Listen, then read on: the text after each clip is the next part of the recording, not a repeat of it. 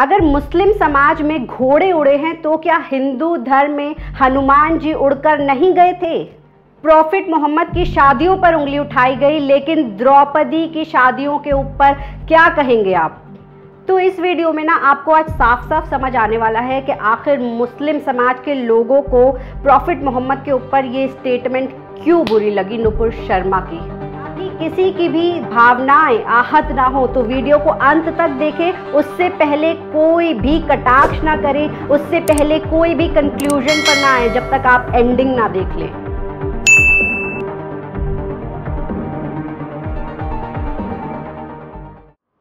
दोस्तों, स्वागत है आपका हमारे चैनल हाउ इंडी में। इस वक्त देश नफरत की और धर्म की राजनीति के बीच जल रहा है। देश में दंगे हो रहे हैं, देश में झड़प हो रही है और ये सारी शुरुआत हुई नुपुर शर्मा के उस एक स्टेटमेंट से जो उसने प्रॉफिट मोहम्मद के ऊपर दी थी। लेकिन यहाँ पर आज इस वीडियो में मैं बात करने वाली हूँ कि क्या आज के समय में हिंदू धर्म के अंदर लोग हैं जो नुपुर शर्मा को सपोर्ट कर रहे हैं, और अगर सपोर्ट कर रहे हैं तो आखिर क्यों? और क्या ऐसे भी लोग हैं जो अपने ही धर्म की नुपुर शर्मा का विरोध करने के लिए राज़ी होंगे?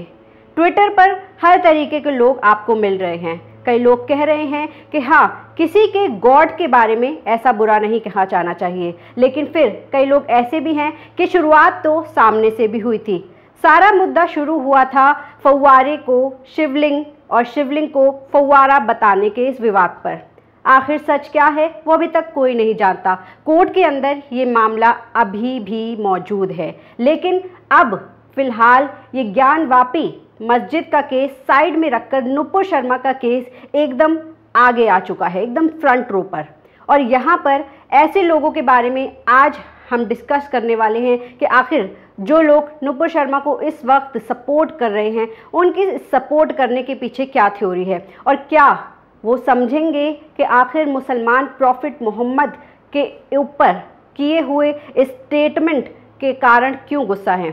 सिर्फ भारत के मुसलमान ही नहीं बल्कि सभी अरबी देशों के, सभी मुसलमान मुल्कों के गवर्नमेंट, वहाँ के लोग इस वक्त नाराज़ हैं। चलिए शुरुआत करते हैं आपको समझाने के पर्पज़ से। आज की ये वीडियो मैं किसी भी धर्म विशेष के व्यक्ति का दिल दुखाने के लिए नहीं बना रही हूँ या फिर किसी के ऊपर तंज नहीं कसना चाहती हूँ, लेकिन मैं सिर्फ ये चाहती हूँ कि बात यहाँ पर समझी जाए कि आखिर मुसलमानों को इतना बुरा क्यों लगा है प्रॉफिट मोहम्मद के ऊपर ऐसे शब्दों का इस्तेमाल करने के बाद। नुपुर शर्मा का कहना है कि भाई मैंने तो वही बातें की गई जो कि कुरान की हदीस में लिखी हुई हैं। लेकिन चलिए अब इस बात को समझते हैं कि आखिर मुसलमानों को बुरा क्यों लगा। तो भाई मुसलमानों के लिए ना जो प्रॉफिट मोहम्मद है वो बिल्कुल उस तरह से हैं जिस तरह से हिंदू धर्म के लोगों के लिए उनके मर्यादा पुरुषोत्तम श्री राम भगवान हैं।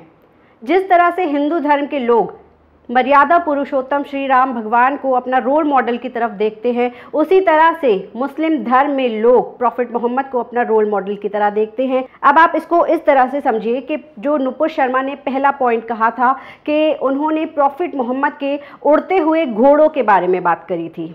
अब आप सब ने तो हिंदू धर्म की सभी मान्यताएं, परंपराएं, उसकी हिस्ट्री के बारे में सुना ही होगा। आप जानते होंगे कि हनुमान भगवान सीता माता को ढूंढने के लिए श्रीलंका उड़कर गए थे। तो भाई बस यही बात है कि बात हर रिलीजन में एक जैसे तथ्य होते हैं, हर रिलीजन में कोई ना कोई ऐसे सीक्वेंसेस होते हैं जो आपस में मैच करते हैं। अब बात करते हैं कि आखिर नुपुर शर्मा ने प्रॉफिट मोहम्मद की शादी करने के ऊपर उंगली उठाई थी। तो नुपुर शर्मा ने तो शादी करने के ऊपर एक स्टेटमेंट दिया था, लेकिन मुस्लिम समाज के लोगों को बुरा क्यों लगा? अब मैं आपको आसान सरल भाषा में बताती हूँ कि उन्हें बुरा क्यों लगा। अगर आप सोचिए, अगर हिंदू धर्म के लोगों को मुस्लिम धर्म के समाज के दूसरे लोग कहेंगे कि भाई द्रौपदी ने 5 पांडवों से शादी क्यों करी थी, तो आपको बुरा लगेगा ना। देखिए, इतिहास आप जानते हैं कि आखिर क्या हुआ था, क्या मजबूरी थी, क्या हुआ था, किस कारण से उनकी 5 शादियां थी। तो इसी तरह से मुस्लिम धर्म के लोग भी समझते हैं कि आखिर क्या वजह थी, क्या कारण था कि प्रॉफिट मोहम्मद ने शादियां करी थी, क्यों करी थी। अगर आप जानना भी चाहते हैं इतिहास, तो यहाँ पे बहुत ही सरल तरीका था कि आप एक दूसरे से प्यार से बैठकर या किसी मुस्लिम क्लेरिक या फिर किसी हिंदू संत बाबा के पास बैठकर उनसे हिस्ट्री जानिए।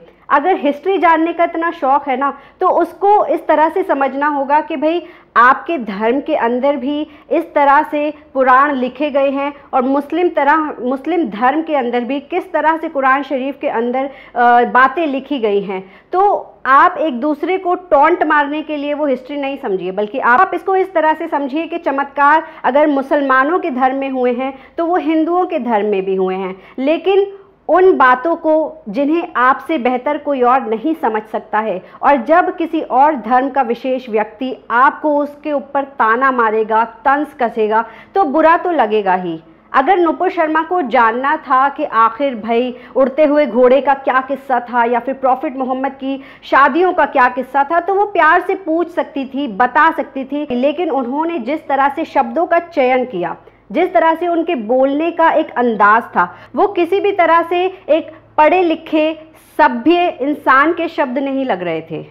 उस वक्त वो कोई debate BJP versus Congress, Hindu versus Muslim नहीं रह गई थी। उस वक्त वो जो डिबेट हो गई थी ना, वो बिल्कुल छपरी टाइप की हो गई थी। तो ये चीज़ बहुत समझने की ज़रूरत है कि भाई आप अगर किसी और के धर्म के बारे में पढ़ना चाहते हैं, जानना चाहते हैं, तो आप उसे आराम से समझिए। और सारी बात ये कि 10 दिनों तक नुपुर शर्मा के ऊपर कोई भी एक्शन नहीं लिया गया। एक्शन तब लिया गया जब इंटरनेशनल कंट्रीज़ का इंडिया के ऊपर दबाव बना, और उसके बाद नुपुर शर्मा के शब्द थे कि मैं अपने शब्द वापस लेती हूँ। लेकिन दोस्तों, ये तो हम बचपन से पढ़ते आ रहे हैं कि कमान में से निकला तीर और मुंह से निकली वाड़ी कभी वापस नहीं ली जा सकती है। भले ही उन्होंने किसी गिल्ट की वजह से या फिर किसी अफसोस, नौकरी जाने की वजह से उन्होंने अपने ये एक स्टेटमेंट दिया हो, लेकिन दिल से दिया हो ऐसा ज़रूरी नहीं है।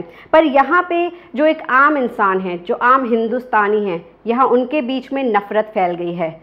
जो धर्म की राजनीति कर रहे हैं उन्हें कल को कोई ना कोई फ़ायदा ज़रूर हो जाएगा। हो सकता है नुपुर शर्मा को 6 साल के बाद कोई बहुत बड़ी पोस्ट मिल जाए, लेकिन उनके कारण आज जो नफ़रत भारत में फैल रही है ना, और सिर्फ भारत में ही क्यों, भारत से बाहर जो नफ़रत फैल रही है, क्या वो कभी भर पाएगी? ये बहुत बड़ा सवाल है। तो अगर मेरी इस वीडियो से आपको किसी भी तरह की ठोस पहुंची हो, आपको बुरा लगा हो, तो उसके लिए मैं आपसे क्षमा मांगती हूं, क्योंकि मेरा पर्पस किसी का भी दिल दुखाने का नहीं था। मेरा पर्पस बस ये था कि आखिर हिंदू धर्म के समाज के लोग समझें कि इस वक्त मुस्लिम समाज के लोगों की भावनाएं क्यों आहत हुई हैं। बस इस वीडियो में इतना ही। आप सपोर्ट करते रहिए हमारे चैनल हाउ इंडी को। सब्सक्राइब ज़रूर करें। वीडियो पसंद आई हो तो इसे लाइक करें, शेयर करें। धन्यवाद।